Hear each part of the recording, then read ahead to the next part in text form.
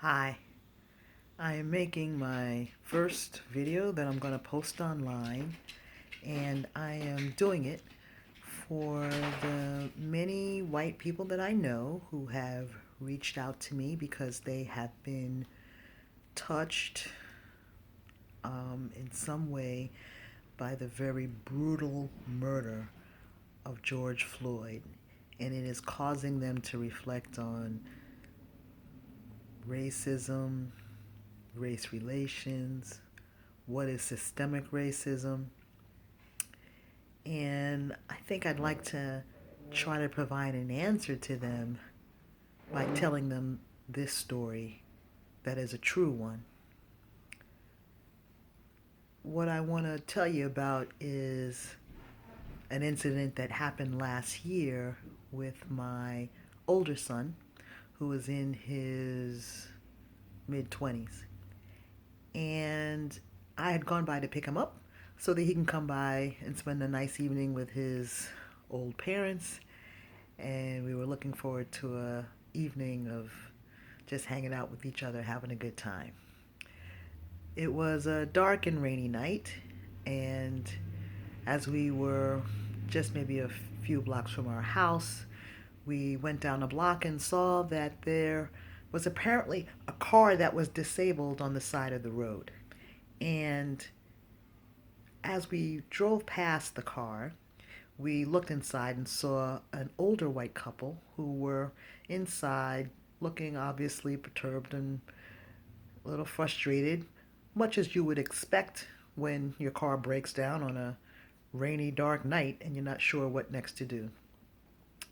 So my son, who is a kind hearted soul, says, "Hey, Mom, why don't we pull over and try to help those people?" And I turned to my son and I said, "Hell no."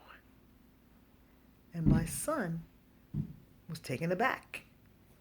He said to me, "Whoa, Mom, you're a Quaker. You're always talking about helping people and community, and we have to be there for each other and build peace. How come you're not going over to help them? That doesn't make any sense." And I said to my son, I said, "Listen,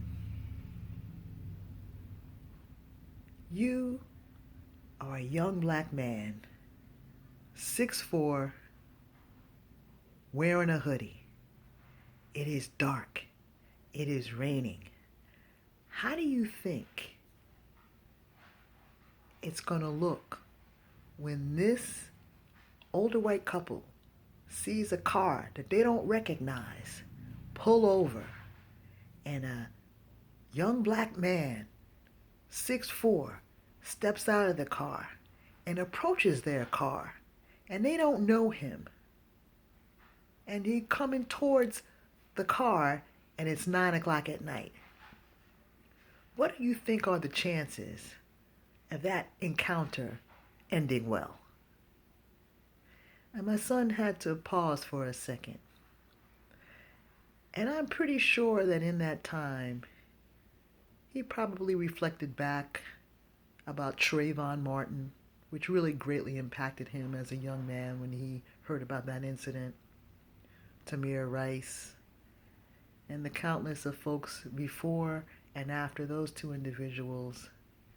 And he probably also thought about his own experience with police, which included one night when he was coming home from a friend's house about 10 o'clock riding his bike, and the police stopped him to question him. Why was he outside riding his bike down the street? And after he paused for a second, we decided to drive on.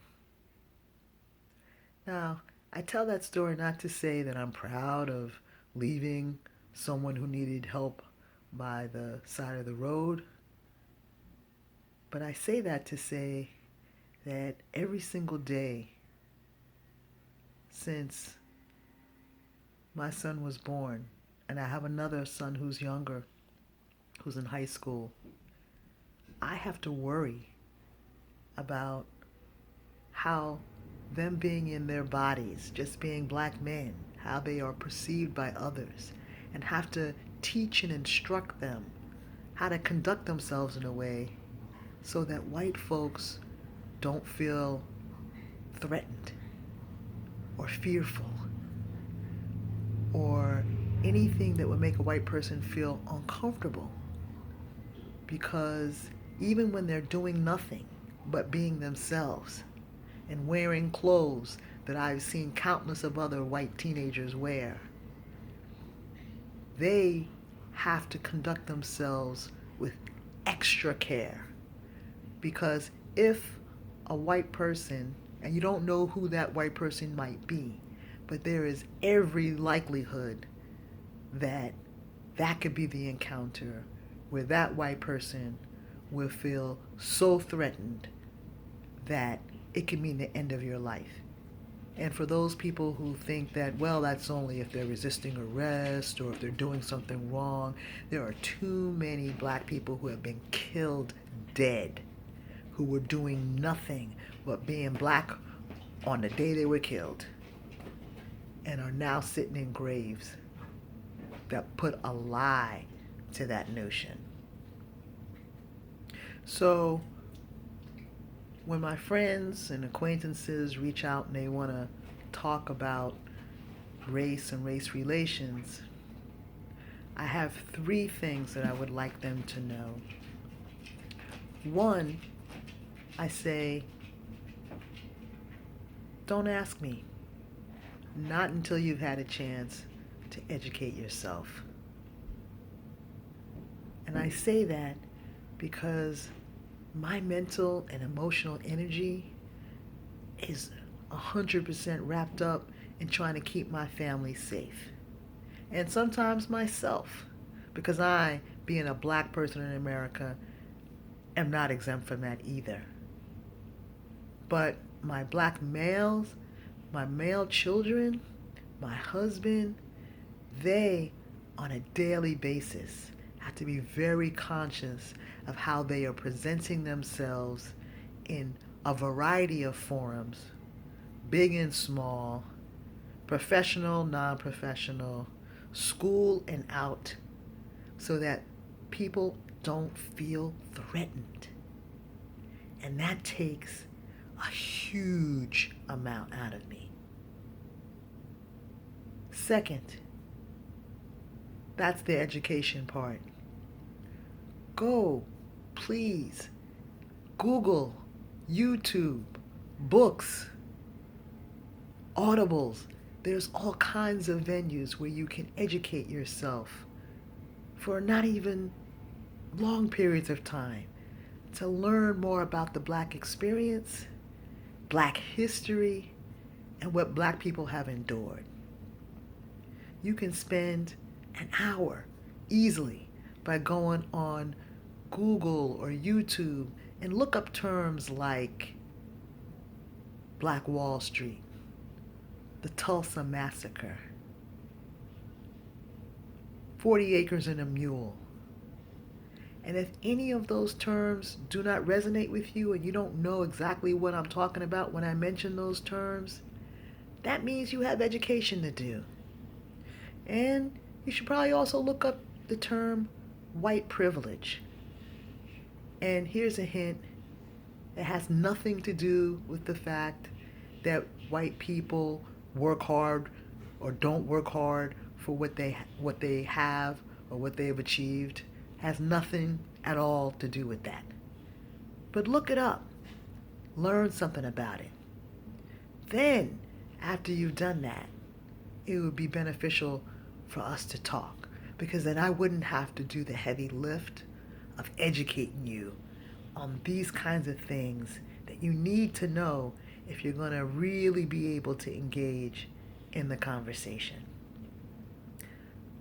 The third and final, and I would say the most important thing, is you gotta speak up even when it's uncomfortable. And that means speaking up, talking to other white people, your friends, your neighbors, your family members. When Uncle Jack is on Sunday dinner with you and says something very racist, you not just in your mind steaming to yourself saying, wow, that was really racist. I can't believe Uncle Jack said that. But instead, hey, Uncle Jack, we don't speak that way in this house, and we value the lives of black people. Pass the potatoes. Because that's what needs to happen. Doesn't have to be some big, grand, glorious soliloquy that you have to give. It's really stopping and recognizing racism as it happens in real time with the people that you know. And only white people can do that with other white people. Because then the conversation will be real. And then, and only then, can real change happen. Thanks for listening.